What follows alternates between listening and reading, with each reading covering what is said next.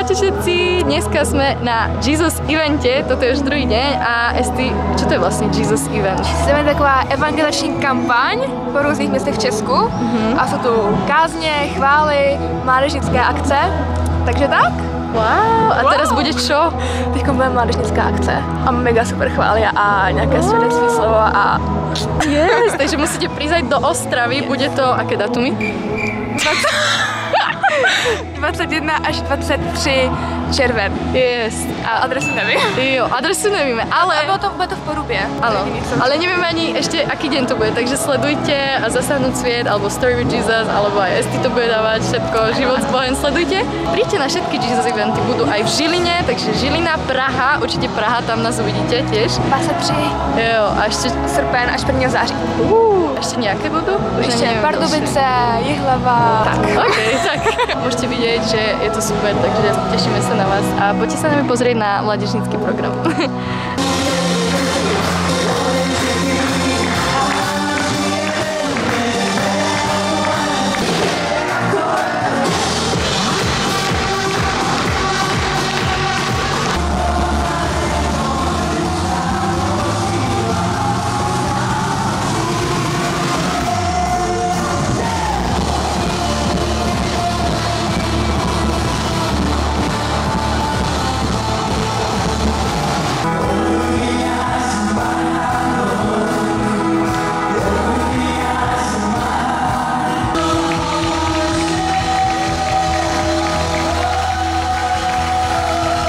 Ještě než se pustíme do toho, co Anetka sdělá, tak chci, abychom se chvilku za pár lidí modlili.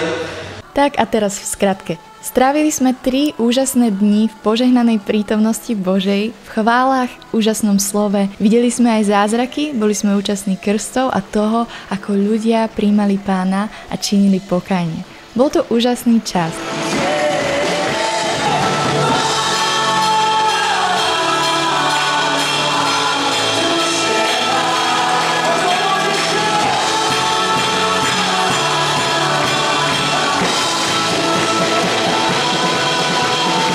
Veľmi rada ťa uvidím na ďalších miestach, v ktorých sa bude konať Jesus Event. Je to skvelý čas s úžasnými ľuďmi, vo chválach, Božej prítomnosti a skvelého Božieho slova a evanjelia. Tak sa ešte poďme skrátke pozrieť na niektoré z úžasných momentov.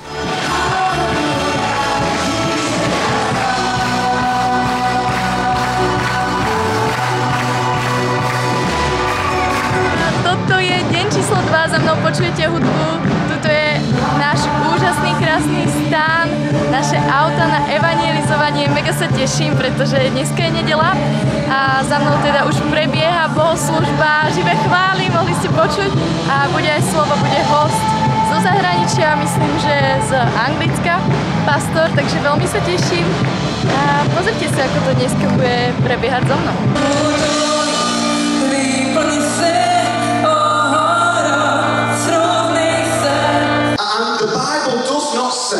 A Bible neříká, you're to be my witnesses in Jerusalem and then Judea.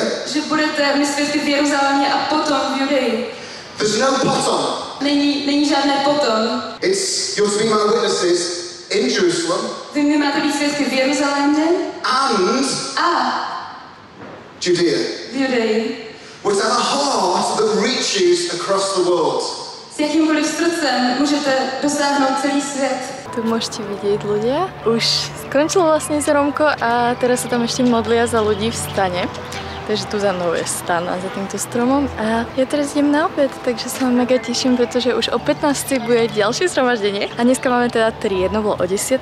taká klasická bohoslužba, ešte bude o 15. a potom o 18:00, takže sa môžete tešiť, úplne slnečko sa vyjasnilo, krásny deň. Ideme na to, takže ešte 2 zhromka a medzi tým, keď sa najem, tak budeme mať free time, na ktorý sa teším, takže mega. Mne bolo extrémne horúco, lebo je tu veľmi veľké teplo, tak som si musela zmeniť outfit, fit check rýchly. Tuto v diaľke možno počujete ten zvuk, možno nie, ale tu niekde je to trošku prepálené. Je stan, práve sa končia chvály a bežím naspäť. Teším sa na bohoslužbu, opäť bude kázať host zo zahraničia, myslím, že sa volá Mark, pastor, takže teším sa na to a večer pastor Peťa Kuba, takže ideme na to, chvály, slovo A ďalšia bohoslužba. Let's go! Je čas pre Európu.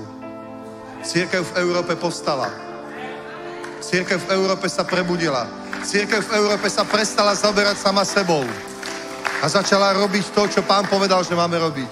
Môžeš študovať Bibliu v hebrejčine a chodiť na dejiny o histórii Izraela, čokoľvek. To všetko sú dobré veci. Ale nie sú to tie podstatné a hlavné veci. Tá hlavná sú stratení ľudia, pretože pre nich prišiel Ježiš. Není taková bytost v nebi, ako je Ježíš Nazarecký. Boží syn, svatý, bez vady, bez skvrny. Dokázal to svým životem, dokázal to tým, že porazil smrť a dokázal, že žije. Proto sa do neho zamiluj. Proto, ak teď svietlo prochádza tvoji mysli, tak sa zamiluj do neho více. Neutíkej před ním. Tak na základe tvojej viery krstíme.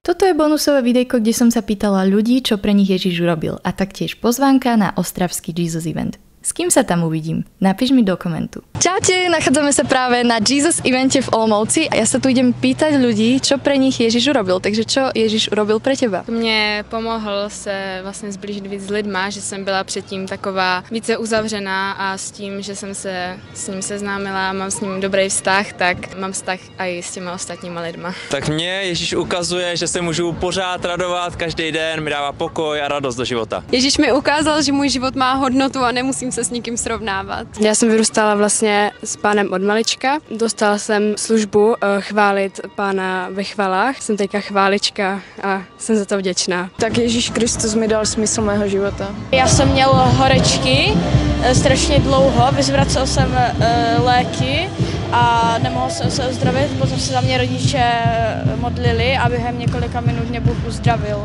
A čo ty? Čo pre teba spravil Ježiš? Napíš nám dole do komentárov. Príď na ďalší Jesus event, ktorý sa bude konať v Ostrave už od 21.